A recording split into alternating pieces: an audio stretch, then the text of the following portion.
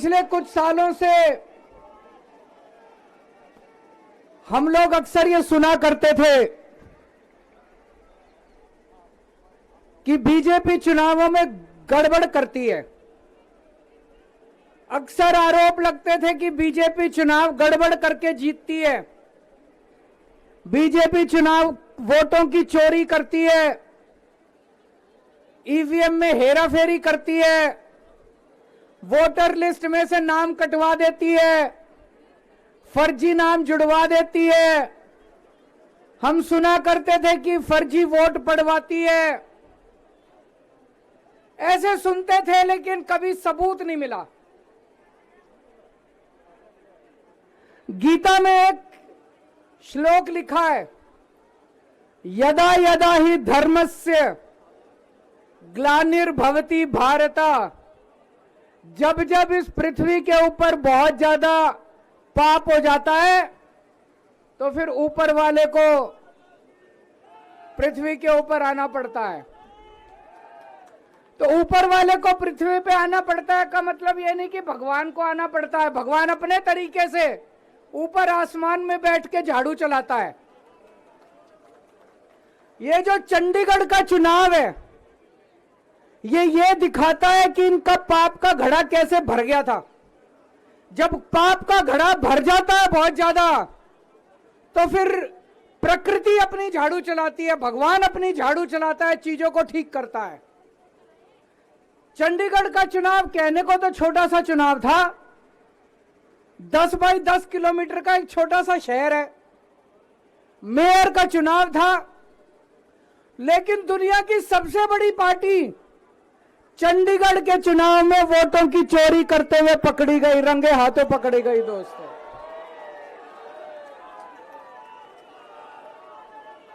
इनकी किस्मत खराब थी, इनकी किस्मत खराब थी।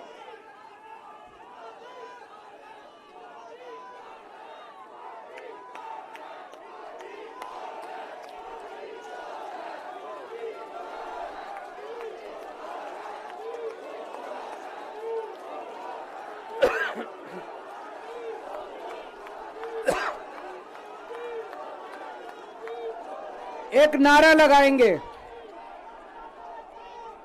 गली गली में शोर है,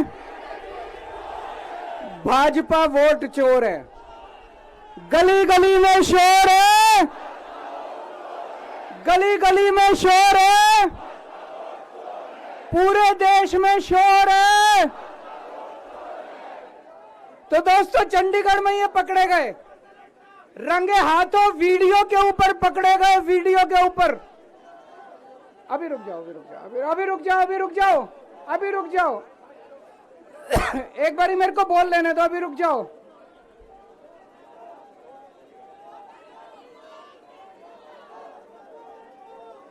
दोस्तों,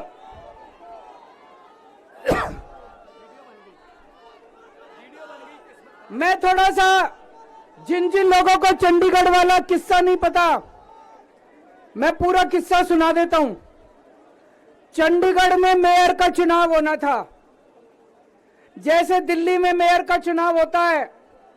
चंडीगढ़ में जो चुने हुए काउंसलर हैं, वो काउंसलर वोट डालते हैं और अपने मेयर को चुनते हैं। चंडीगढ़ में 36 मेयर हैं, 36 काउंसलर हैं। 36 में से 16 काउंसलर बीजेपी के, 20 काउंसलर इंडिया गठबंधन के। तो जाहिर तौर पे इंडिया गठबंधन का मेयर डिप्टी मेयर बनना था, इसमें कोई बहुत बड़ी बात थोड़ी थी।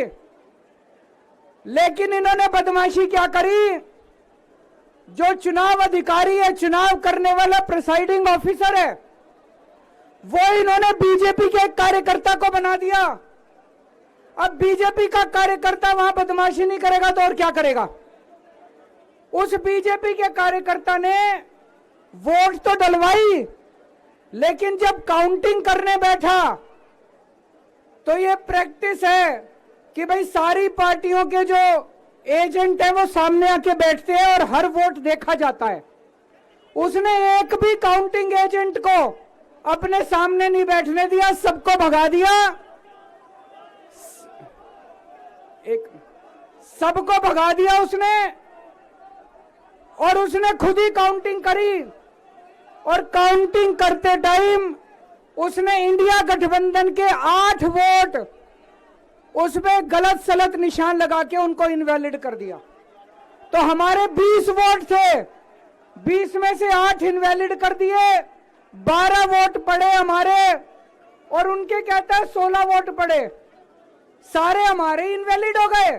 जैसे केवल हमारे वालों को ही वोट पे निशान लगाने नहीं आते, उनके वालों को आता है।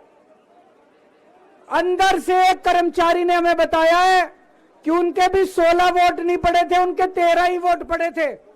अब किसी को नहीं पता कितने वोट पड़े, किसी को नहीं पता किसके कितने वोट पड़े, काउंटिंग एजेंट तो था ही नहीं। और उस चुनाव अधिकारी ने नतीजे घोषित कर दिए कि बीजेपी का मेयर बन गया। उनकी किस्मत खराब थी, वहां चारों तरफ कैमरे लगे पड़े थे। उस कैमरे में वो चुनाव अधिकारी इंडिया गठबंधन के वोटों के ऊपर कांटे मारता हुआ, निशान लगाता हुआ उसके अंदर कैप्चर हो गया, उसके अंदर दिखाई दे रहा है। और ये वीडियो पूरे देश के अंदर फैल गया। अब दोस्तों, चंडीगढ़ का मेयर हमारा बनता है कि उनका बनता है, ये जरूरी नहीं है, कोई जरूरी नहीं है। हम यहाँ पे कोई सत्ता के लिए नहीं आए, हमारा बने। चुनाव आते जाते रहते हैं, चुनाव होते रहते हैं, पार्टियां आती जाती रहती हैं, नेता आते जाते रहते हैं। नेता आज ये कल ये, आज ये पार्टी कल ये पार्टी, आज इसका मेयर कल इसका मेयर। देश के साथ खिलवाड़ नहीं होना चाहिए, हमारे जनतंत्र के साथ खिलवाड़ नहीं होना चाहिए। इन्होंने जो चुनाव के साथ खिलवाड़ करना शुरू किया है, इन्होंने जो जनतंत्र के साथ खिलवाड़, कैमरे के अंदर पकड़े गए। अगर ये चंडीगढ़ जैसे छोटे से चुनाव में इतनी बड़ी गड़बड़ कर सकते हैं, तो जाहिर है लोकसभा के और विधानसभा के चुनाव में तो पता नहीं कितनी बड़ी गड़बड़ करते होंगे, है कि नहीं है? पूरे देश के सामने आ गया किस तरह से गड़बड़ करते हैं। इनके लिए देश जरूरी नहीं है, इनके लिए जनतंत्र जरूरी नहीं है, केवल और केवल सत्ता के लिए ये किसी भी हद तक जा सकते हैं। सत्ता के लिए देश को भी बेच सकते हैं, सत्ता के लिए देश को भी दांव पे लगा सकते हैं। दोस्तों, हम ये कभी नहीं होने देंगे। अपने देश के साथ खिलवाड़ किसी हालत में नहीं होने देंगे, अपने जनतंत्र के साथ खिलवाड़ किसी हालत में नहीं होने देंगे।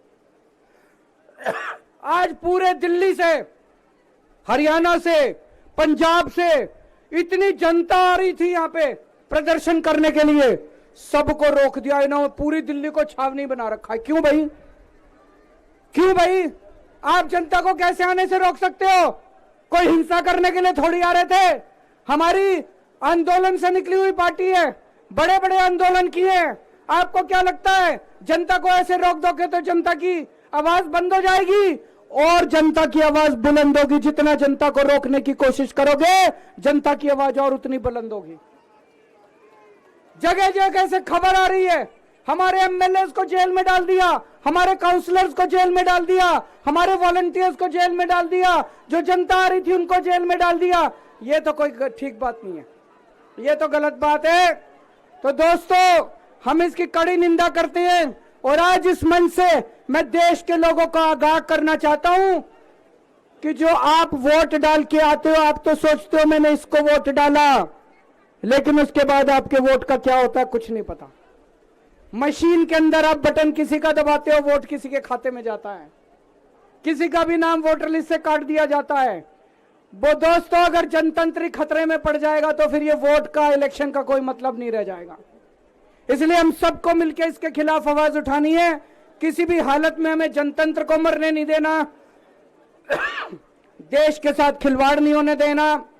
अब हम शांतिपूर्वक तरीके से, कोई गड़बड़ नहीं करनी, शांतिपूर्वक तरीके से बीजेपी के हेडक्वार्टर की तरफ चलेंगे।